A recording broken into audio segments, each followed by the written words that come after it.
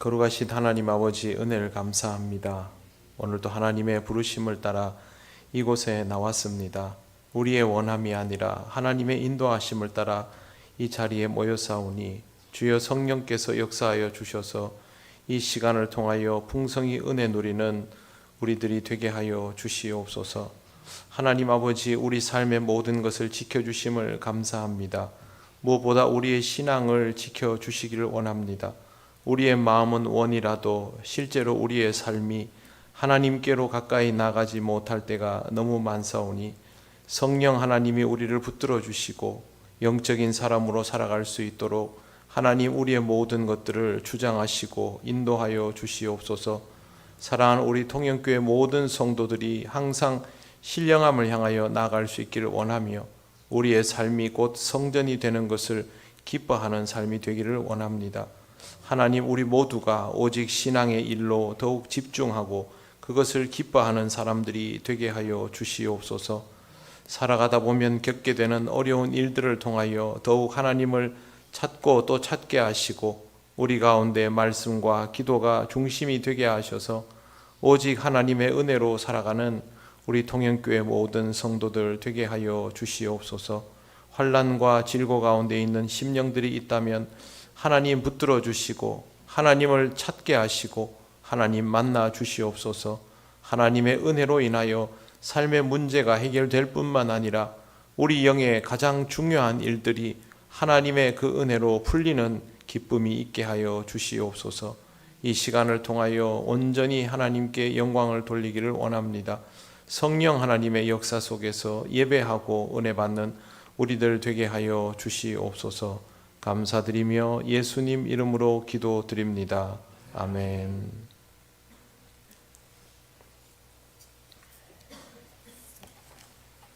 오늘 하나님 말씀은 신명기 2장 8절에서 12절입니다.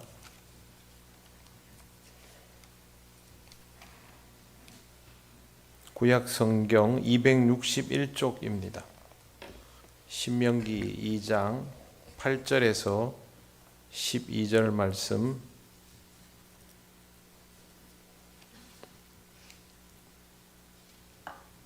한 절씩 교독하겠습니다. 우리가 세일산에 거주하는 우리 동족 에서의 자손을 떠나서 아라바를 지나며 엘랏과 에시온 게벨 곁으로 지나 행진하고 돌이켜 모압 광야 길로 지날 때에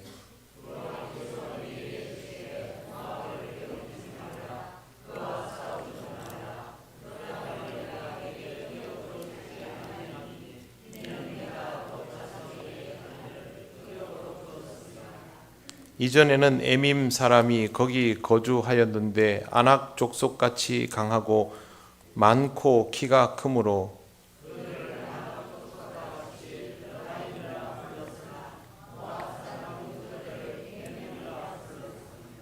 같이 읽겠습니다. 호리 사람도 세일에 거주하였는데 에서의 자손이 그들을 멸하고 그 땅에 거주하였으니 이스라엘이 여호와께서 주신 기업의 땅에서 행한 것과 같았느니라. 아멘. 기도드리겠습니다. 하나님 아버지, 이 시간을 통하여 하나님이 주신 말씀을 우리가 나눌 때에 하나님 아버지의 마음을 보게 하시고 또 우리 자신의 위치를 깨닫는 은혜가 있게 하여 주시옵소서. 부족한 종을 지켜주셔서 주의 말씀을 온전히 주님의 뜻에 합당하게 전하게 하옵소서. 예수님 이름으로 기도드립니다. 아멘. 네, 반갑습니다. 옆에 분들 인사하시겠습니다.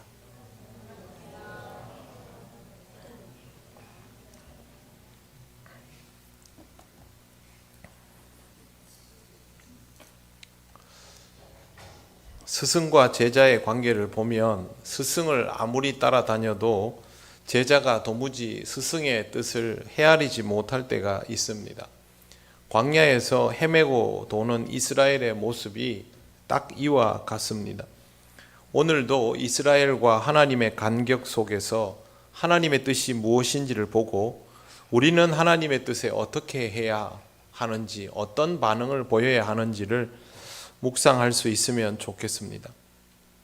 성경 말씀 12절 제일 먼저 8절 제일 먼저 보시면 우리가 세일산에 거주하는 우리 동족 에서의 자손을 떠나 아라바를 지나며 엘랏과 에시온 게벨 곁으로 지나 행진하고 돌이켜 모압 광야 길로 지날 때에 라고 되어 있습니다. 여기에 나오는 아라바를 지나며 라는 말은 에서의 후손들이 그 영토에서 멀어진 채로 이곳을 떠났다라는 뜻입니다. 이스라엘이 하나님의 명령을 따라서 아무런 분쟁도 일으키지 않으려고 멀리 우회했다라는 의미입니다. 뒤에 나오는 아라바를 지나며 엘랏과 에시온 게벨 곁을 지나 행진하고 돌이켜 모압 광야로 지날 때도 마찬가지입니다. 통과를 한 것이 아니라 우회할 때입니다. 성경을 보시면 8절 중간에 에서의 자손을 떠나서라는 표현과 그 다음에 게벨 곁으로 지나라는 표현이 똑같습니다. 모압 광야 길로 지나라는 이 표현도 전부 보면 통과했다는 말이 아니라 우회했다라는 뜻을 가지고 있습니다. 왜 이들은 통과하지 않고 우회하였을까요? 그들이 이렇게 한 이유는 그곳이 하나님께서 허락하신 땅이 아니기 때문입니다. 하나님이 정하여 주신 목적지가 아니기 때문입니다. 일반적인 의미의 정복 역사는 어떻습니까? 예를 들어서 A라는 지점에서 B라는 지점으로 정복을 하러 가는데 가운데에 어떤 지점이 있습니다. 그러면 우회합니까? 여기를 통과합니까? 보통 통과하지요. 통과하는데 여기 걸리는 민족이 있으면 어떻게 합니까? 그냥 정복해버리죠. 이렇게 우회하러 가는 경우는 거의 없습니다. 예를 들면 여기가 거점이다 하면 이렇게 우회할 때 역공을 당할 수도 있는 노릇이고요. 뒤가 불편해질 수도 있고, 그리고 이왕 이리로 정복을 해 들어가는데 중간에 하나 걸리면 먹고 들어가는 게 당연하겠죠. 그래서 일반적인 의미의 정복의 역사에서는 이런 우회를 선택하지 않습니다. 이스라엘이 가나안에 들어가는 것을 세상적인 눈으로 보면 정복사라고 부릅니다. 실제로 이 시기에 대한 공부를 해보면 이스라엘의 가나안 정복사라고 부르는 경우들도 있습니다. 그러나 신앙적으로 보면 하나님의 약속이 성취되는, 그리고 그 성취까지 이루어지기에 앞서는 연단의 과정이죠. 이스라엘 스스로도 이 과정을 정복사라고 여기면 안 되는 것입니다. 신앙 공동체에게 주신 하나님의 약속은 모두 이와 같습니다. 이를테면 교회의 성장이나 신도수의 증가 등이 외형적으로 보면 성공한 교회, 세상 속으로 힘을 뻗어나가는 위력으로 보일 수 있지만, 그러나 교회 공동체는 그것을 세상에서의 성공 도식으로 받아들이면 안 됩니다. 교회 공동체의 성장은 정복의 역사나 승리의 역사가 아니라 오로지 하나님의 약속에 대한 성취입니다. 역사 속에서 교회와 기독교 국가가 이에 대하여 많은 오류를 저질렀습니다. 그리고 부작용이 굉장히 많이 발생했던 것을 볼 수 있습니다. 기독교 국가의 지상명령은 교회 공동체의 지상명령과 동일합니다. 여러분, 기독교 국가를 왜 만듭니까? 복음으로 가득 찬 세상을 만들겠다는 것이죠. 하나님 나라를 충만히 이루겠다는 것이죠. 기독교 국가이면 하나님 나라를 이루는 것에 더 효율적이고 위력적이라는 생각에서 기독교 국가를 만드는 겁니다. 그러면 교회 공동체의 지상명령과 기독교 국가의 지상명령이 똑같죠. 땅끝까지 이르러 내 증인이 되라는 말씀 그대로여야 하는데 유럽의 국가들은 그렇지 않았습니다. 겉으로는 복음을 전한다고 하면서 실제로는 딴 마음을 가지고 있었습니다. 지난번에 말씀드린 것처럼 원주민들에게 복음을 전한다고 하면서 강제로 개종을 시키고 따르지 않으면 죽이고 노예로 삼아서 팔았습니다. 그렇게 해서 원주민 국가를 약화시킨 다음에 아주 손쉽게 정복하고 그들이 가지고 있던 모든 것을 약탈하였습니다. 무엇보다 소름 돋는 일은 이 일을 하기 위해서 매일매일 기도했다라는 사실입니다. 영국과 프랑스가 전쟁을 하고 구교와 신교가 전쟁을 할 때마다 아침에 사제가 성직자가 그 사람들이 전쟁하기에 앞서서 앞에서 먼저 예배를 드리고 기도를 드리며 하나님 우리에게 승리를 주소서라고 했던 것은 익히 잘 알려져 있는 사실입니다. 하나님은 어느 쪽 손을 들어 주어야 할까요? 이 서구 열강이 원주민들을 약탈하고 학살하면서 아침에 그렇게 신앙적으로 나가는 것처럼 하면서 마음껏 그들의 욕심을 채울 때 마치 이것이 신앙적인 역사인 것처럼 미화되었던 시절이 있습니다. 그들은 그런 방식으로 자신들의 삶을 정당화하고 약탈을 하나님의 은혜라고 불렀습니다. 자기들 스스로를 유대인 이스라엘 사람들에게 감정이입시켰던 것이죠. 결국 어떻게 되었느냐 하면 복음이 전해지지 않고 대적자들이 늘어나고 기독교에 대한 반감만 커져갔습니다. 그래서 지금도 동남아 지역에는 복음 증거가 그토록 어려운 것입니다. 그들의 정복욕 때문에 복음의 가치가 왜곡되어 버려서 그렇습니다. 이 부분을 우리는 아주 선명하게 구별할 줄 알아야 합니다. 하나님의 백성은 오직 하나님의 약속을 향하여 나아가져야 하는 것입니다. 그러는 중에 이스라엘처럼 새로운 지경을 허락받을 수 있고 번성할 수 있고 성장할 수 있습니다. 강대국이 될 수 있습니다. 부자가 될 수 있습니다. 하지만 이 과정에서 멋대로 전리품을 취하거나 아니면 지나가다가 걸리는 모든 것들에 욕심을 내서는 안 됩니다. 하나님이 너희 기업이다 라고 주시면 그것만 취해야 합니다.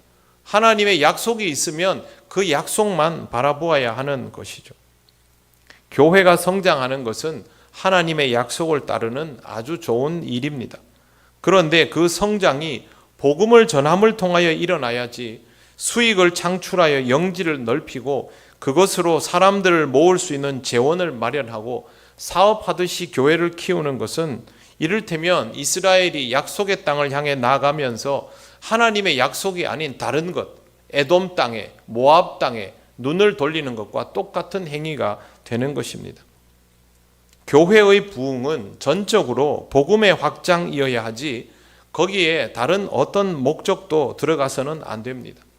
우리들 개인의 신앙생활도 마찬가지입니다. 우리의 성장은 오직 영적인 성장이어야 합니다. 신앙생활을 열심히 하다 보면 하나님께서 요셉을 사용하신 것처럼 성공을 이루어 주실 수도 있습니다. 하나님은 우리를 성공하게 하시고 그것을 사용하실 수 있습니다. 그런데 새벽에도 말씀드렸지만 요셉이 총리가 되어도 요셉의 인생의 핵심은 총리가 아닙니다. 그의 핵심은 하나님께서 그를 부르셔서 하나님의 종으로 삼으셨다라는 게 핵심이죠. 그러니 요셉은 총리의 무게가 실리는 인생을 살아가는 것이 아니라 하나님이 나를 어떻게 쓰시는가에 집중하며 하나님의 종으로서의 삶을 살아야 합니다. 요셉은 그렇게 살았습니다. 하나님께서 그를 총리의 자리에 올려놓으신 이유가 바로 여기에 있기 때문입니다. 하나님이 그리스도인을 국회의원으로 세울 수 있습니다. 그러나 그것은 하나님의 부르심에 딱 맞게 쓰기 위하여 그 자리에 세우시는 것이지 그 사람이 국회의원으로 정치인으로 살아가라고 하시는 거 아닙니다. 그런데 만약 그 사람이 국회의원으로 정치인으로 살아가는 것 자체의 목적을 가지고 있다면 그 사람은 어느 순간 자기의 그 정치 생명을 지키기 위해서 하나님의 약속을 따르지 않게 됩니다. 실제로 이런 사례들은 굉장히 많습니다. 부자가 되는 것은 어떤 의미일까요? 마찬가지입니다. 그 부유함을 하나님이 쓰시려고 주신 것이라면 스스로도 그 부유함을 하나님 나라를 위하여 사용할 수 있어야 합니다. 그러나 부유함 자체가 목적이 되는 순간부터 하나님의 약속이 아니라 자신의 눈이 돌아가는 그곳에 욕심을 내게 됩니다. 성공하는 인생이 되기 위해서 교회 사역을 열심히 하는 목사가 있다면 여러분은 그 사람을 영적 지도자로 인정하고 받아들일 수 있겠습니까? 그리스도인으로서 성공하는 인생이 되기 위하여 열심히 일하는 장로가 되려 한다면 그 사람은 하나님의 약속을 잊은 것이 될 수밖에 없습니다. 그러니 우리는 항상 하나님의 약속을 기억하고 있어야 하고 그 길에서 벗어나지 말아야 합니다. 나의 기업이 무엇인지 정확히 이해하고 하나님이 내게 주신 기업에 집중하시기를 바랍니다. 하나님이 주신 나의 기업은 부자나 국회의원이나 대형교회 목사나 유명 연예인이나 성공한 기업가나 안정된 직업을 가진 그런 사람이 아닙니다. 하나님이 주신 나의 기업은 내가 하나님의 종으로 살아가는 것 그 자체입니다. 그것을 위해서 하나님이 우리에게 직업도 주시고 인생도 주시고 다 허락하신 것이기 때문에 하나님께서 주신 이유를 깨닫고 내 정체성이 하나님의 부르심에 합당한 종이 될 수 있도록 신앙의 상태를 유지해야 하는 것입니다. 지금 이 시간 여기에 나와 있는 우리 통영교회 성도들도 있고 이 자리에 있지 못한 성도들도 있습니다. 이 시간 이 자리에 있지 못하는 사람에게는 각기 나름대로의 다 이유가 있을 것입니다. 그러면 여기에 있는 사람과 여기에 있지 않은 사람의 정체성의 차이가 있을까요? 여기에 있는 사람은 부르심을 받은 하나님의 종이고 여기에 없는 사람은 부르심을 받은 하나님의 종이 아니어도 될까요? 그렇지 않습니다. 그리스도인은 그 자체로 부르심을 받은 하나님의 종이 되어버립니다. 예수를 믿는 사람은 전부 제자가 되어버리죠. 그렇기 때문에 우리는 우리들 스스로가 이런 모습들을 기억하면서 살아갈 수 있어야 하는 것입니다. 항상 하나님의 종인 상태로 유지가 되는 그런 신앙의 삶을 살아가셔야만 합니다. 9절 말씀을 보십시오. 함께 보겠습니다. 같이 읽겠습니다. 여호와께서 내게 이르시되 모압을 괴롭히지 말라. 그와 싸우지도 말라. 그 땅을 내가 내게 기업으로 주지 아니하리니 이는 내가 롯 자손에게 아르를 기업으로 주었습니다. 아멘. 하나님은 모압도 손대지 말라 합니다. 그런데 여기 보십시오. 마지막에 내가 롯 자손에게 아르를 기업으로 주었습니다. 하나님은 이스라엘만의 하나님이 아닌 것입니다. 롯의 자손의 하나님이시기도 합니다. 구약 성경에는 나름의 경계가 있습니다. 이스라엘과 한 뿌리라고 할 수 있는 모압과 암몬, 에돔에 대하여서는 적대적이지 않습니다. 그러나 가나안 원주민을 대할 때는 굉장히 단호합니다. 나중에 전쟁할 때 보면 살려두지 마라 하죠. 전리품 손대지 말고 살려두지 말고 완전히 멸족시키라고 하는데 모압과 암몬, 에돔에 대해서는 그렇게 하지 않습니다. 왜 이런 차이가 존재할까요? 혈연 때문일까요? 한 핏줄이라서? 아닙니다. 모압과 암몬과 에돔은 하나님에 대한 이해가 전혀 없는 이들이 아닙니다. 그들은 지금까지 이스라엘은 아니지만 하나님을 의식할 수밖에 없는 위치에 계속 있어 왔고 더 중요한 것은 하나님이 그들에게 기업을 주셨기 때문입니다. 기업을 주셨다라는 말이 무슨 뜻이냐 하면요. 하나님과 약속이 있다는 뜻입니다. 5절 말씀에 보십시오. 5절에 보시면 마지막에 뭐라고 되어 있습니까? 에돔 족속에게 이는 내가 세일산을 에서에게 기업으로 주었습니다. 5절과 9절에 똑같은 표현이 나오고 있습니다. 하나님과 약속이 따로 되어 있다는 것이죠. 그러면 손댈 수 없습니다. 이것은 이스라엘이 개입하고 처리할 수 있는 일이 아닙니다. 하나님의 백성은 하나님께서 자신과 맺어준 약속에 집중하며 살아야 합니다. 다른 것들이 어떻게 돌아가는가에 대한 판단은 하나님께 맡겨야 하는 것이죠. 우리가 하나님의 택한 백성이면 우리가 알아서 결정하고 처단할 수 있지 않느냐? 그렇지 않습니다. 그 판단은 하나님께 맡겨야 합니다. 여러분, 우리는 의인이 아닙니다. 의롭다 칭함받은 사람이죠. 택함받은 하나님의 자녀는 우월한 사람이 아닙니다. 하나님께서 그들을 먼저 부르셨을 뿐입니다. 그런데 택함을 받은 것이, 의롭다 칭함을 받은 것이 우월함이라고 여겨지는 순간부터 하나님의 판단을 대신하여 자신의 판단을 앞세우게 됩니다. 인간이 언제 실족합니까? 교만할 때 실족합니다. 교만함은 어리석음입니다. 어리석음이 무엇입니까? 하나님을 알지 못하고 자신을 알지 못하는 것이 어리석음입니다. 우리가 하나님으로부터 인정받은 것을 의인이라고 판단하는 것이 어리석음입니다. 우리는 의롭지 않습니다. 또한 똑똑하지도 않습니다. 그래서 하나님의 판단보다 우리의 판단이 더 나을 수가 없습니다. 우리가 우리 자신에 대한 판단도 온전하게 못하는 상태에서 하나님께서 따로 약속하여 둔 일에 대하여 판단하는 일이 합당하지 않습니다. 백인들이 흑인들을 향해서 뭐라고 했냐 하면요, 너희는 구원받을 자가 아니라 하나님께서 우리 쓰라고 준 종족이다 라고 했습니다. 얼마나 어리석은 판단입니까? 어쩌면 또 다른 백인들이 우리 같은 이 황색 피부의 사람들을 보면서도 그렇게 말했을 수도 있습니다. 말은 하지 않아도 그렇게 생각했을 수도 있습니다. 하나님을 믿는다는 그리스도인들이 세상의 다른 사람들을 보면서 우리는 구원받았지만 너희 같은 인간들은 안 된다. 저 사람은 예수 못 믿겠다. 그럴 수 있습니다. 그렇게 판단할 수 없다는 것이죠. 지금 우리 주변에서 도무지 하나님을 믿을 것 같지 않은 그 사람을 보면서 우리 나름대로 저 사람은 틀렸다라고 판단할 수 있습니까? 없습니다. 그런 판단을 해서는 안 된다는 것이죠. 당연히 우리는 그런 판단이 쉽고 그런 판단을 하려 들겠지요. 내가 100번을 전도해도 들은 척도 안 하고 교회 다니는 사람들을 욕만 하고 박해만 하려 드는 저 사람은 교회 나오기는 틀렸다. 예수 믿기는 틀렸다. 라고 판단이 들더라도 그 판단이 유효하다고 생각하면 안 됩니다. 하나님은 나와 약속해 주신 것처럼 그 사람과도 약속하시는 분이기 때문입니다.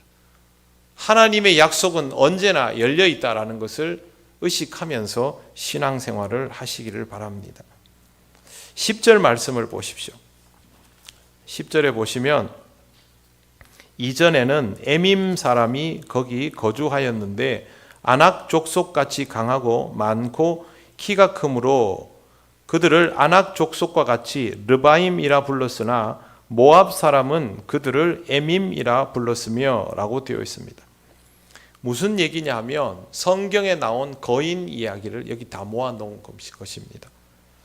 에밈이라는 말은 모압어에서 유래가 되었는데 공포라는 뜻을 가지고 있습니다. 무시무시한 사람이라는 뜻이기도 합니다. 아마도 이 지역에 살던 지금 이 사람들 에돔인과 모압인들 있는 지금 이 시대가 아니라 훨씬 더 이전 시대에 살았던 사람들이 이제 그 중에 거인들이 있었던 것으로 여겨집니다.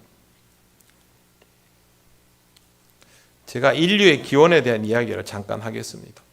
학교 다닐 때 배운 걸 보면 옛날에 동아프리카에서 인류가 기원했다 이런 얘기들이 몇십 년 동안 이어져 왔습니다. 그런데 2010년 즈음에 이 이론들이 전부 다 깨지기 시작합니다. 과학이 더 발달하면서 유전학적으로 공부를 해서 인류의 기원을 연구해 보니까 그동안 내려왔던 가설들이 전부 다 얽히고 설키면서 짬뽕이 돼버린 것입니다. 그래서 지금은 완전히 새 판을 짜고 있는데요. 제가 그 시대에 대한 것은 따로 말씀드리지 않겠습니다. 제 전문 분야도 아니고 그 시대에 관한 갖가지 이론들을 설명할 시간도 없지만 발굴된 자료를 토대로 말씀을 드리면 인류 중에 가장 큰 종족이 하이델베르크인이라고 그렇게 이름이 붙어 있습니다. 하이델베르크인의 평균 신장이 남자가 193입니다. 굉장히 옛날 인물입니다. 지금 우리 인류보다 훨씬 더 옛날인데 남자 키가 193, 여자가 183, 체중이 100kg가 넘습니다. 엄청나죠. 지금 지구상에서 제일 큰 국가가 네덜란드입니다. 이 사람들의 평균 신장이 183인 것을 생각하면 193이라 그러면요. 여러분 그 프로농구 선수들 중에 제일 큰 사람들이 앞에서 지나간다고 보시면 됩니다. 그런데 이보다 더 후대에 그 인도네시아 지역에서 발굴된 사람의 뼈를 보고 재본 키는 평균 신장이 1m입니다. 그러니까 사람 중에 1m 정도의 키인 사람도 있고 2m가 넘는 사람들이 수두룩한 사람들도 있었던 것이죠. 그러면 이 사람들을 기준으로 보면 사람이 2배인 셈입니다. 평균 신장이 1m 93이면요 2m 50이 되는 사람들이 아마 흔했을 것입니다. 그러면 오늘 성경에 나오는 이 출애굽 시대의 키가 어느 정도가 되었을까? 농경문화인 시대 사람들의 평균 신장이 좀 작습니다. 이 당시 그리스와 터키 지역에 발굴을 해보면 남자 평균 신장이 160밖에 안 됩니다. 그러면 성경에 나오는 이스라엘 사람들의 평균 신장도 160에서 170 사이이겠죠. 그런데 그때 평균 신장이 2m에서 2m 50이 수두룩한 사람들이 그런 종족이 혹시 있었다고 생각해 봅시다. 공포 그 자체이죠. 엄청난 차이를 느꼈겠죠. 그래서 성경에 보면 아낙자손, 르바임 이런 이름들이 계속 나오면서 무섭다는 이름은 전부 다 여기 붙어 있는 것입니다. 제가 왜 이 말씀을 드리냐 하면요. 그동안 성경에 이런 내용들이 써져 있으면 좀 과장 섞인 이야기가 아니냐라는 식의 해석들이 있었습니다. 과장 섞인 이야기가 아닙니다. 성경은 불필요한 과장 같은 것을 하지 않습니다. 그러나 성경은 과학책도 아닙니다. 성경은 소설은 당연히 아니고요. 역사적 사실이 기록되어 있지만 역사책도 아닙니다. 하나님의 말씀 성경은 있는 그대로의 사실을 오직 신앙적인 기준과 안목으로 기록한 것입니다. 그리고 성경의 기록은 하나님의 감동으로 이루어져 있습니다. 성경은 어떻게 쓰여진 책이냐? 하나님의 감동으로 기록된 사실적인 내용을 담은 신앙적인 책입니다. 성경에 대한 이해를 바르게 가지고 있지 못하면 신앙생활에 대한 이해가 건강할 수가 없습니다. 성경은 우리에게 말할 수 없이 중요한 책이고 경전입니다. 경전을 과학이나 문학이나 역사학이나 철학의 잣대로 판단하면 매우 곤란해집니다. 그런 부분들의 입장에서 연구할 수 있고 공부할 수 있지만 결정적인 것은 결국 이 성경이 살아계신 하나님의 말씀이라는 것입니다. 다른 부분들은 참고사항이지 본질적인 무게를 둘 만한 것은 전혀 아닙니다. 성경에 관한 온갖 이야기들이 세상에 나돌아다닙니다. 갖가지 방식의 접근들이 있습니다. 그 중에는 자기들 나름대로 신빙성을 두는 것들도 있습니다. 그러나 여러분, 성경은 신앙의 눈으로 보셔야 됩니다. 신앙의 눈으로 보지 않으면 여기에 있는 어떤 내용도 쉽게 받아들여지지 않습니다. 그러나 하나님의 임재를 통하여 신앙의 눈으로 성경을 보기 시작하면 여러분이 가지고 있는 논리와 이해를 뛰어넘어서 살아계신 하나님께서 우리에게 무엇을 알려주시려 했는가를 깨달아 알 수 있습니다. 그렇기 때문에 성경은 반드시 신앙적인 안목으로 읽어야만 합니다. 독일에서는 역사라는 단어와 신앙사라는 단어를 구별지어 사용하고 있습니다. 왜 그러냐 하면 역사적 사실 그대로를 성경에 기록해 놓은 것이 아니라 신앙적인 사건의 기록을 하면서 거기 역사적 사실들이 자리 잡아 있기 때문에 그렇습니다. 실제로 구약 성경에 나오는 왕조의 역사를 보면 이 출애굽의 역사도 마찬가지입니다. 연도수가 딱딱 들어맞지 않습니다. 인간들은 어떻게 하냐면요, 이런 연도수가 안 맞으면 나중에 의도적으로 맞춥니다. 그러나 성경은 그렇게 하지 않습니다. 그렇게 하지 않아도 됩니다. 왜? 하나님의 역사하심을 보는 것이 성경의 핵심이기 때문입니다. 여러분 신앙적으로 경험한 모든 것들을 사람들 앞에서 객관적인 것으로, 과학적인 사실로, 철학적인 논리로 입증해 보았습니까? 입증되십니까? 사람들이 그것을 받아들입니까? 안 받아들이죠. 그런데 언제 받아들여지게 됩니까?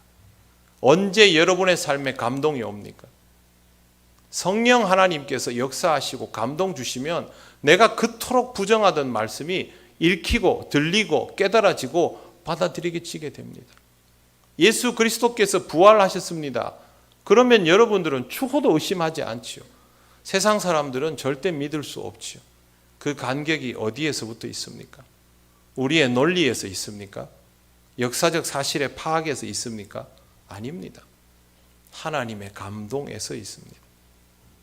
복음을 전하는 사람은 하나님의 감동으로 전하는 것이지 내가 가지고 있는 역사에 대한 지식이나 철학적인 지식으로 복음을 전하는 것이 아닙니다. 항상 성경을 읽을 때는 신앙적인 관점으로 내가 영적인 사람이라는 것을 스스로 의식하면서 하나님의 감동이 어떻게 이루어져 가는가를 보아야 합니다. 신명기 말씀을 읽을 때도 항상 성경을 볼 때는 그렇게 보아야 합니다. 내가 영적인 사람이고 하나님은 영적으로 역사하셔서 이스라엘 백성을 이렇게 이끌어 가시고 그 가운데서 내 삶은 어떤 의미를 가지는가를 보아야만 하는 것이죠.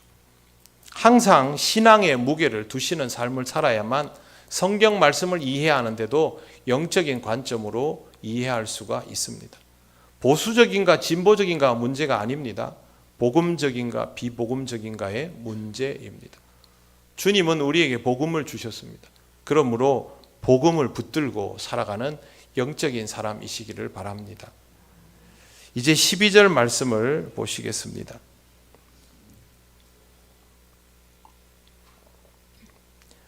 12절 같이 읽어보겠습니다.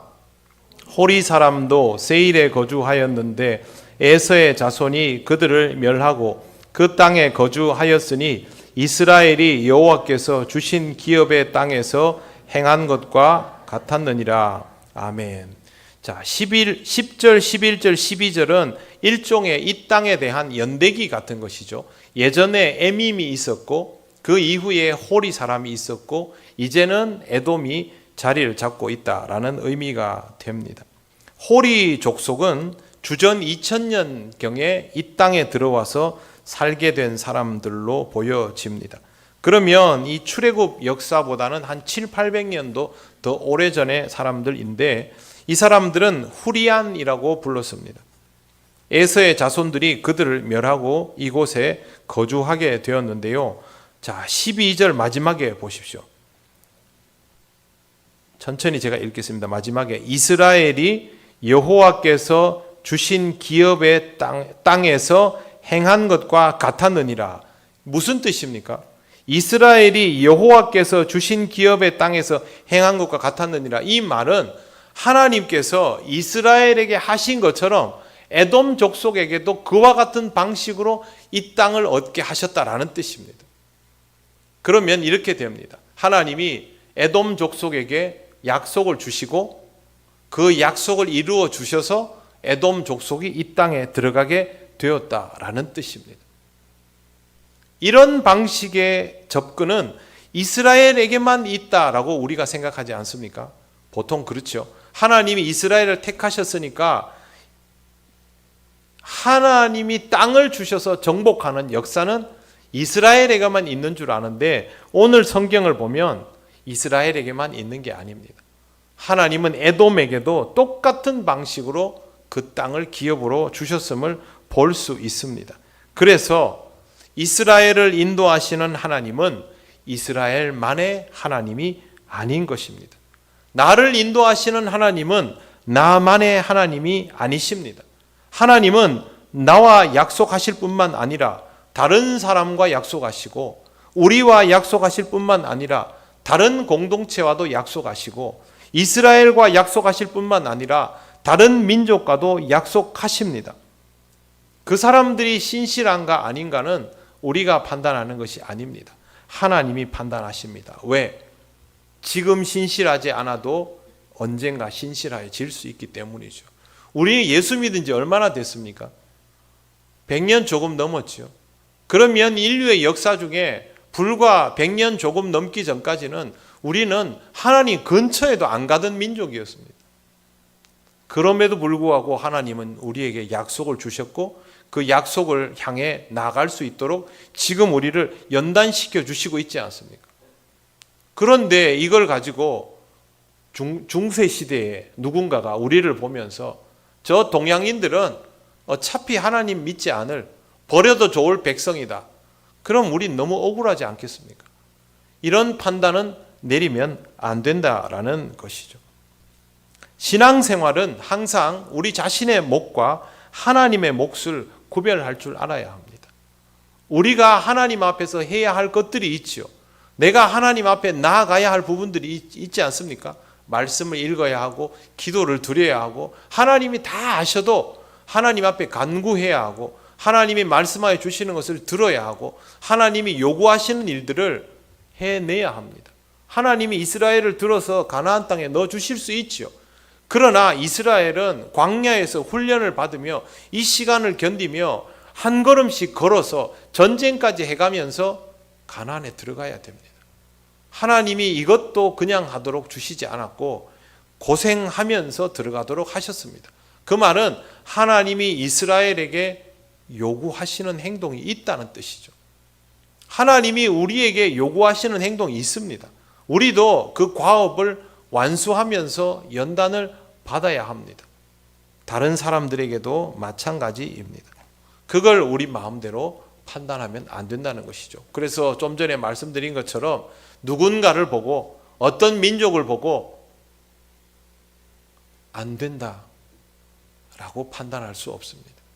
그 부분에 대하여서는 전적으로 하나님 앞에 열어두고 기다릴 수 있어야 합니다. 또한 광야의 긴 시간은 이스라엘에게는 정말 혹독하지만 하나님의 관점에서는 특별한 훈련의 기간입니다. 여러분, 훈련의 특징이 무엇입니까? 훈련을 사전적으로 보면 이렇습니다. 어떤 역량을 갖추게 하기 위하여 가르치고 되풀이 되는 실천적인 교육 활동입니다. 어떤 역량을 갖추게 하기 위해서 가르치고 되풀이 되는 실천적 교육 활동인데 훈련에는 전제가 있습니다. 본체를 상하지 않게 합니다. 훈련이 아무리 혹독해도 부상은 입지 않도록 합니다. 훈련의 목적은 더 잘되게 하는 데 있기 때문에 그렇습니다. 하나님께서 이스라엘을 혹독하게 다루시는 듯 하여도 이스라엘이 멸족하지 않도록 붙들어 주시지 않습니까? 다음 세대를 기어이 넣어서 약속의 땅을 경험하게 하시지 않습니까? 그래서 이게 훈련인 것입니다. 만약에 이스라엘이 약속의 땅에 누구도 들어가지 못하고 멸족해버리면 그건 훈련이 아니죠. 실전입니다. 실전은 살 수도 있지만 죽을 수도 있습니다. 하나님은 훈련을 시키십니다. 고생스러운 시간을 겪게 하시지만 그것은 훈련입니다. 성경에 보면 그런 말씀이 있죠. 하나님은 우리가 감당치 못할 시험은 주지 않으신다. 그런 훈련입니다. 그것을 통해서 연단되는 것이죠. 하나님의 훈련의 목적은 무엇일까요? 약속의 땅에서 살아갈 자격을 갖추게 하기 위한 것이 훈련의 목적입니다. 약속의 땅에 들어가게가 아닙니다. 약속의 땅은 하나님이 집어넣어 주십니다. 이스라엘이 그냥 말만 듣고 있으면 약속의 땅은 들어가게 되어 있습니다. 하나님의 훈련은 그게 아니고 약속의 땅에서 하나님을 경배하며 살아갈 수 있도록 하나님을 항상 예배하는 공동체일 수 있도록 하나님과의 동행이 자연스러워지도록 하는 것이 하나님의 훈련입니다. 하나님이 우리에게 주시는 훈련은 다를까요? 똑같습니다. 하나님이 우리에게 주시는 훈련은 우리로 하여금 어떤 목적을 성취하게 하는 훈련이 아니라 하나님과의 동행을 익숙하고 자연스러워할 수 있도록 기뻐할 수 있도록 하는 훈련을 주십니다. 그래서 우리의 예배를 받으시고 우리의 기도를 들으시고 우리의 찬양을 받으시고 우리의 봉헌을 받으시는 겁니다. 이걸 통해서 하나님과 우리가 함께 하는 것이 자연스러워지도록 하나님과 같이 있는 것을 기뻐하는 사람이 되도록 훈련을 시켜 주시는 것이죠. 여러분, 신앙생활에서 하나님이 우리를 연단시킨다 하시면 이 연단이 어떤 목적으로 나에게 이루어지고 있는지를 생각해야만 합니다. 그게 아니고 나는 하나님께 훈련받고 있어. 뭘 훈련받고 있습니까? 그걸 모르면 소용이 없는 것이죠.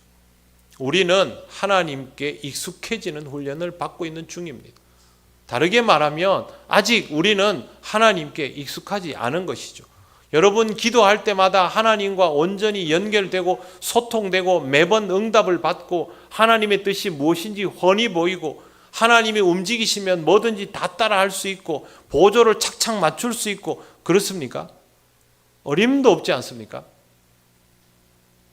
기도하면 집중이 깨지고 말씀을 듣고도 행하지 못하고 하나님께 보조를 맞춘다고 열심을 좀 냈더니 금방 교만해지고 어리석어져서 실족하고 내버려 두면 또 나태해지고 그게 우리 아닙니까?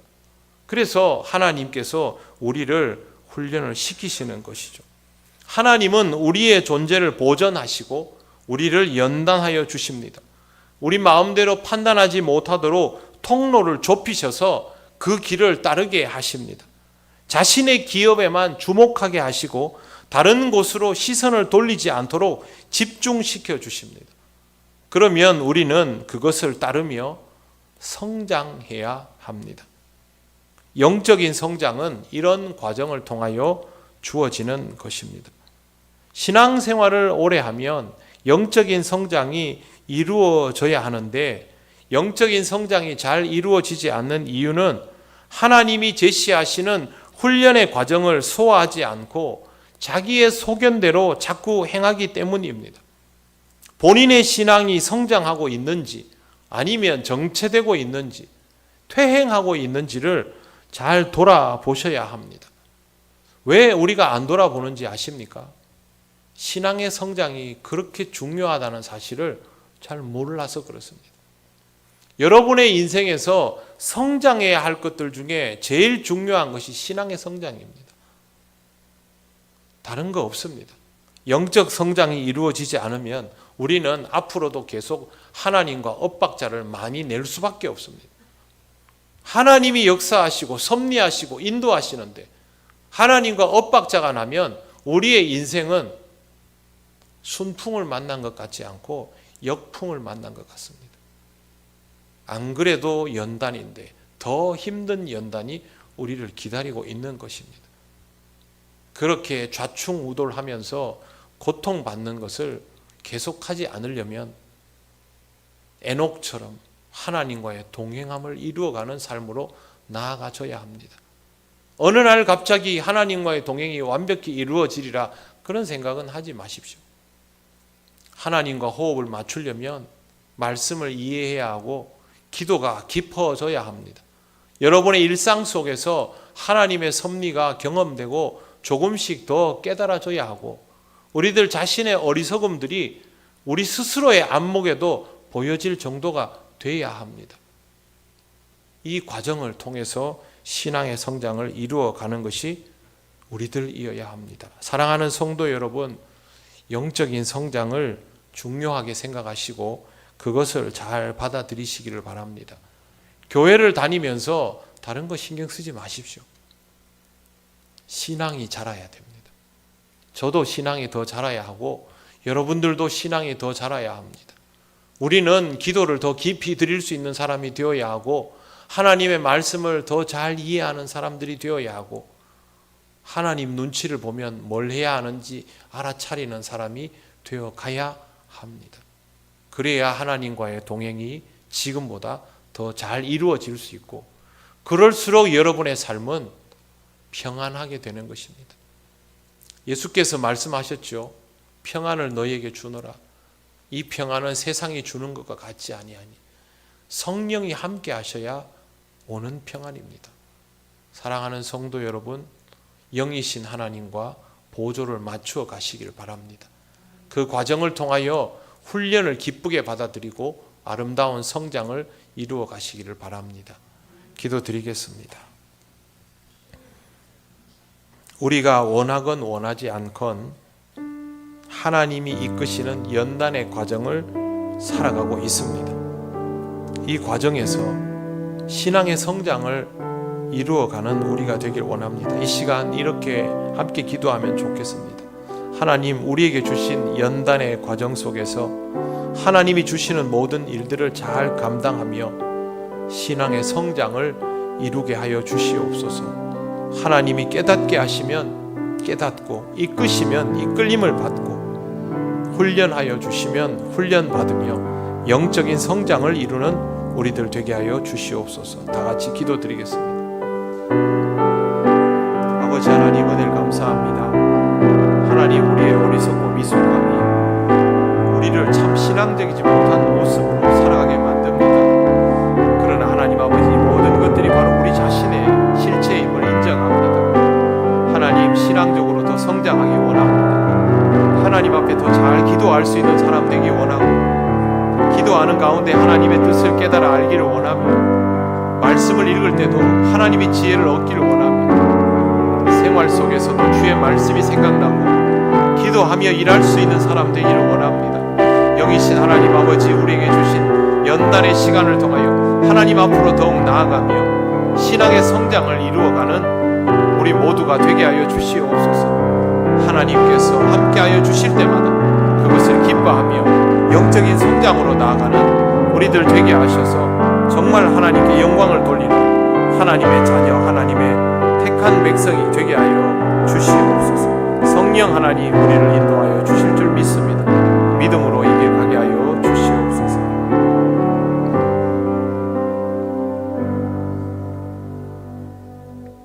하나님 아버지, 무엇보다도 우리의 신앙이 더 성장하길 원합니다. 하나님께 기도하면 하나님께 응답받기를 원하고, 말씀을 읽으면 뜻을 알기를 원하며, 하나님의 말씀이 우리에게 있을 때마다 조금씩 더 깨달아 알기를 원하며, 우리의 행동들이 실수와 실패가 되는 것이 아니라 하나님께 더 맞추어져 가는 일이 되기를 원합니다. 하나님 아버지, 우리의 어리석음을 지적하여 주실 때마다 겸손히 행하며 엎드리며 나아갈 수 있도록 성령께서 인도하여 주시옵소서. 우리 통영교회 모든 성도들이 무엇보다 영적인 성장에 집중하며 하나님이 기뻐하는 신앙의 삶으로 나아가기를 원하오니, 영이신 하나님 아버지, 우리와 함께 하셔서 우리의 모든 것을 인도하시고 주장하여 주시옵소서. 하나님 주시는 연단을 기쁘게 받으며 성장하기를 간절히 원하오며 예수님 이름으로 기도드립니다. 아멘.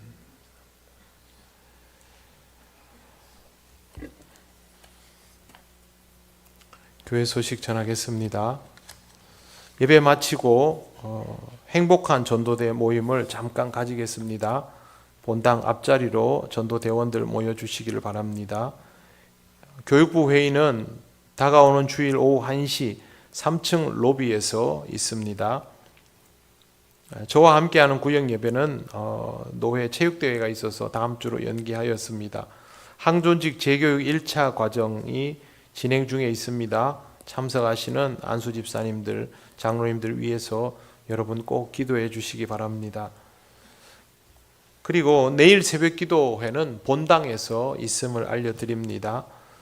진주 남로의 정기노회가 내일 오전 10시부터 우리 교회에서 있습니다.